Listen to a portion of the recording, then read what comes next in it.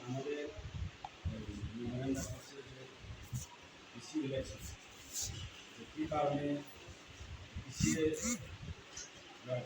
পিছিয়ে গেছে সেটা জবাব আমরা চাই অফিস এখন আমি কৃষি ইলেকশন যেহেতু মাননীয় হাইকোর্ট নভেম্বর 7 তারিখের মধ্যে প্রসেসটা শেষ করার জন্য ব্যাপক এই পিছিয়ে কবে নাগাদ কৃষি ইলেকশন করা হবে এখনও পর্যন্ত সুনিশ্চিতভাবে আমাদেরকে জানানো হয়নি সেটার জন্য একটা মোটা